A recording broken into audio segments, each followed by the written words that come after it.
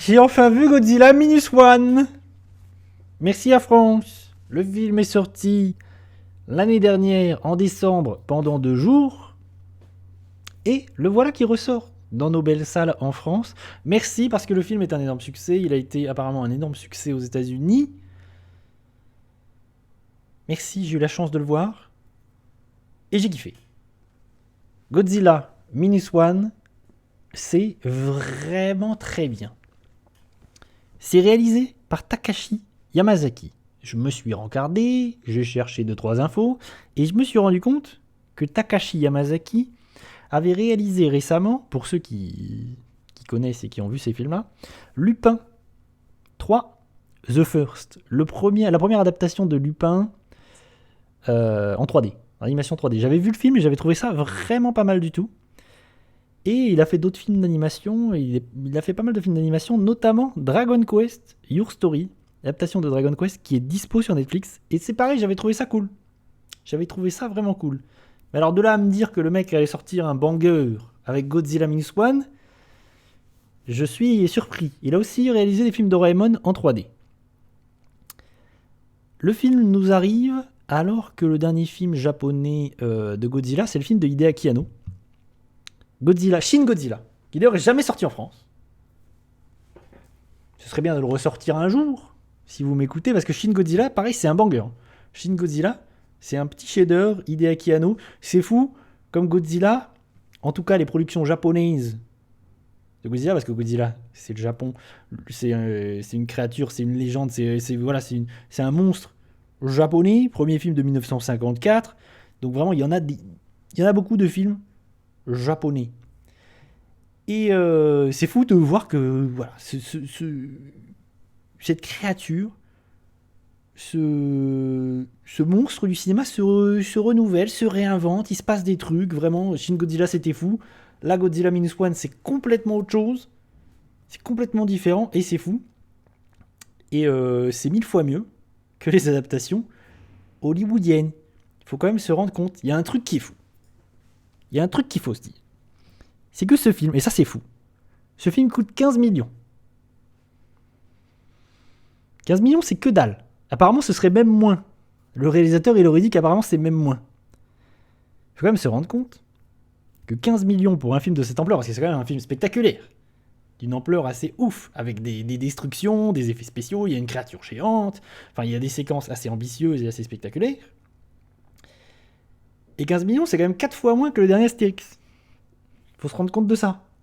Et qu'un blockbuster hollywoodien, c'est entre 150 et 200 millions. Un film de super-héros, c'est 200 millions, voire 250 millions. Donc c'est quand même 10 fois moins que n'importe quel blockbuster de 2023. Et je fais des petites... pour faire la comparaison. Par exemple, le dernier film Godzilla de 2021, film Godzilla hollywoodien, parce qu'il y a les films à Hollywood de Godzilla, les adaptations US, qui vraiment sont toutes claquées les plus que les autres, même si moi j'aime beaucoup le Godzilla de 2014 de Gareth Edwards. Du coup je disais, Godzilla vs Kong en 2021, c'est 200 millions. C'est 200 millions et c'est 1000 fois moins bien que ce Godzilla Minus One. C'est hallucinant. Le Godzilla de 2014, c'est 160 millions. Et le Roland Emmerich, en 98, c'était 130 millions. Donc quoi qu'il arrive, 15 millions, c'est bagatelle. C'est vraiment que dalle. Et ça, c'est d'autant plus impressionnant de se dire, ah oui, quand même, le film, il met à l'amende beaucoup de films spectaculaires hollywoodiens. Et ça fait plaisir de voir un film japonais comme ça, déjà fonctionner à l'international, et être aussi réussi. Parce que vraiment, je trouve que c'est une vraie réussite. Tout n'est pas parfait, notamment en termes visuels, parce qu'évidemment, ils n'ont pas des moyens non plus stratosphériques.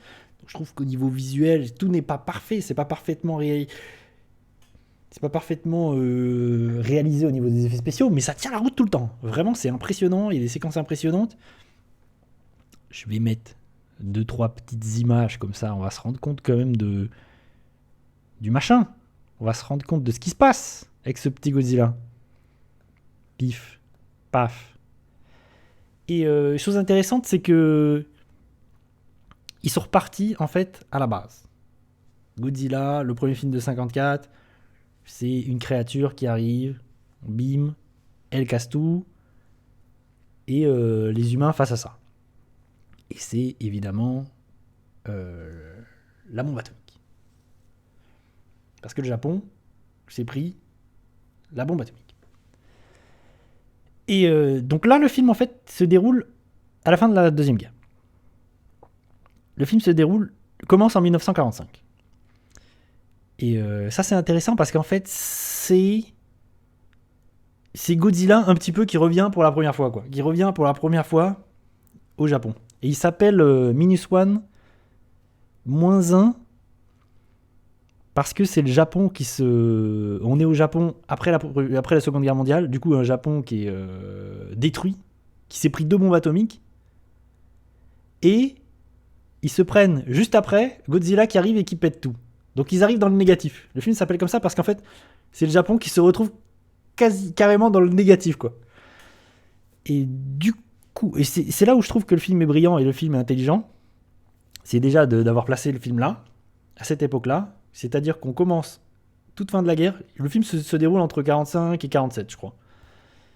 Et on va suivre un kamikaze. Ça c'est intéressant parce que le film s'intéresse aux humains. Et le film montre que tu peux faire un film Godzilla avec des personnages humains intéressants, caractérisés, avec lesquels tu vas avoir de l'empathie, parce que c'est compliqué dans les films hollywoodiens, c'est toujours ce qui pêche. Vraiment, ils sont incapables de créer des personnages humains, enfin, ça marche jamais. Et là, le film vraiment s'intéresse aux humains, aux personnages qui sont... Et Godzilla, il est juste là en toile de fond, c'est vraiment une catastrophe naturelle. Basta, c'est vraiment... Il est revenu en fait à sa plus simple essence, c'est le destructeur, c'est une sorte de catastrophe naturelle qui arrive, vous pouvez rien faire, il va tout détruire, basta. En plus, il est agressif. J'aime beaucoup son design, il a une sorte de design vraiment qui est très proche, vraiment, il est revenu vraiment à son design original, la quintessence de Godzilla.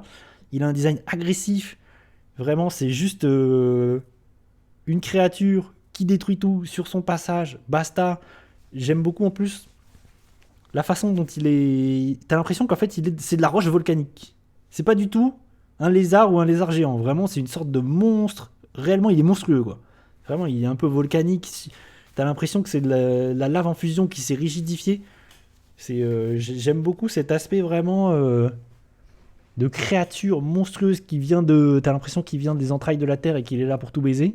Il y a des plans sur son visage avec les yeux. Vraiment, il est juste vénère, quoi. Il est pas content.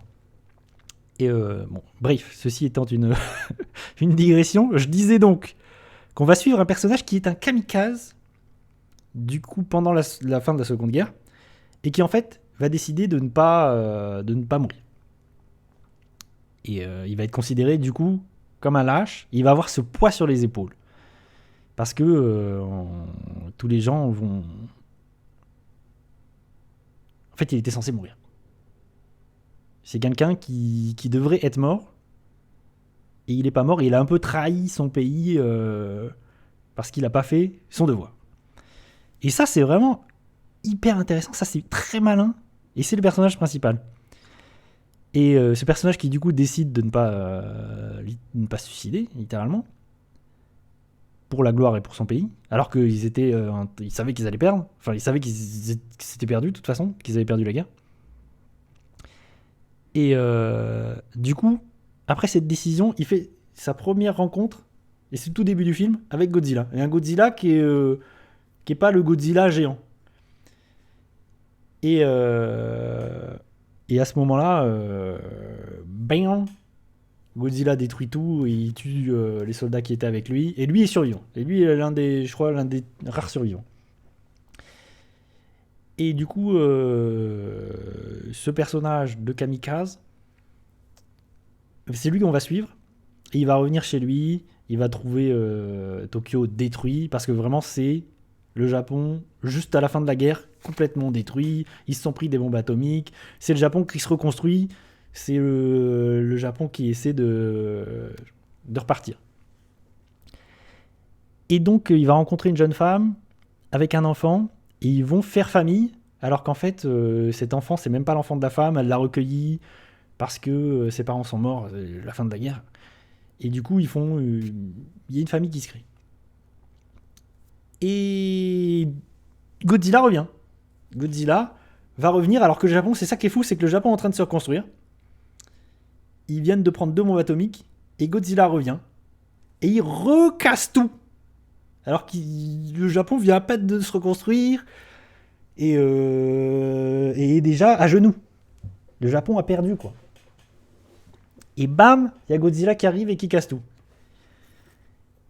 Et là, c'est l'homme face à la créature, c'est l'humain, c'est la vie face à le monstre destructeur. Et du coup, on suit ces hommes qui vont essayer de lutter contre Godzilla et qui vont essayer de le tuer. Et notre personnage principal, Kamikaze, va trouver du coup moyen de se racheter.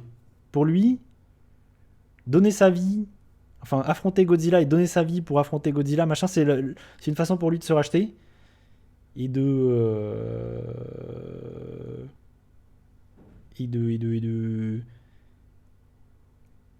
rattraper sa lâcheté, quoi.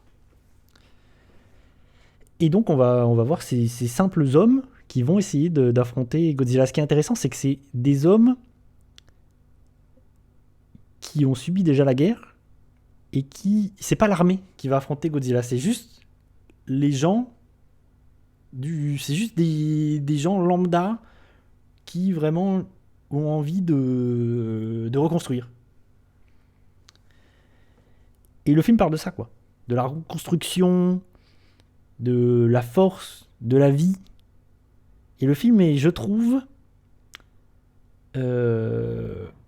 très anti-armée aussi. C'est assez étonnant de la part d'un film japonais. Et c'est assez fou dans ce film-là de voir ça, de voir que vraiment, bah, je sais pas comment dire, mais c'est étonnant. Vraiment, c'est étonnant. Il y a des choses étonnantes dans le film. Alors que, en fait, il y a plein de choses. Je pense qu'il y a plein de choses à analyser et à voir dans ce Godzilla Minus One. Alors qu'au final, il est dans une construction. Il a une construction. Vraiment, je le disais sur Discord, c'est que je trouve il est très accessible, le film. C'est vraiment un blockbuster pour tout le monde. Il a une trame hyper linéaire, enfin simple, vraiment classique. T'as l'impression, c'est contrairement à Shin Godzilla, c'est vraiment, on est sur un truc classique. Bim, Godzilla il arrive, il faut affronter Godzilla. Voilà quoi. Il y a plein de sous-textes, il y a plein de choses intéressantes et qui parlent du Japon, qui racontent le Japon. Et ça, c'est vraiment passionnant. Et le film arrive à être spectaculaire avec très peu de budget. Ça, c'est fou. Hein. Ça, c'est quand même assez incroyable. Hein. Même si c'est pas toujours parfait, vraiment, c'est assez incroyable comment le film arrive à être spectaculaire et à en envoyer plein les mirettes. Et un truc aussi fantastique, c'est la musique. Le thème, qui est le thème original du Godzilla de 54, composé par Akira Ifukube. Quand le thème arrive dans le film, il y a un moment dans le film, une séquence à la fin, bim, il y a le thème qui arrive à fond. Pour les frissons que le thème il est extraordinaire. Le thème de Godzilla, il est extraordinaire. Et quand ça arrive dans le film, c'est fou. La musique extraordinaire, ça m'a filé des frissons. C'est assez fantastique. Voilà. Pour moi, c'est une vraie réussite. Ce Godzilla, Minus One, vraie réussite. Alors, j'ai un bémol. Enfin, j'ai quelques bémols. Pour finir. C'est que je trouve que je suis pas convaincu par la toute fin. La toute fin, les gens qui verront le film et qui ont vu le film vont comprendre. La toute fin, je trouve, qui va vraiment dans le mélo, dans le pathos, et puis un peu trop dans le happy end. Je suis pas hyper convaincu et hyper fan de ça. Mais malgré ça, vraiment, je trouve que le film est une vraie réussite, impressionnant, spectaculaire. On a un vrai blockbuster qui montre qu'il n'y a pas besoin d'avoir 200 millions pour faire un truc qui a du cœur, intelligent et qui est spectaculaire aussi. Vraiment, c'est oui. Et je suis content de voir que le film fonctionne, que le film la ressort en France. que le film vraiment voyage à l'international, que c'est pas juste un succès au Japon, que vraiment à l'international c'est aussi un succès, ça fait plaisir. Et c'est cool que les distributeurs en France aient compris qu'il y avait une demande et qu'il y avait des gens qui avaient envie de voir Godzilla en japonais. Merci, nom d'une pipe. Voilà en ce qui concerne Godzilla Minus One. Je ne peux que vous conseiller de regarder ce petit banger.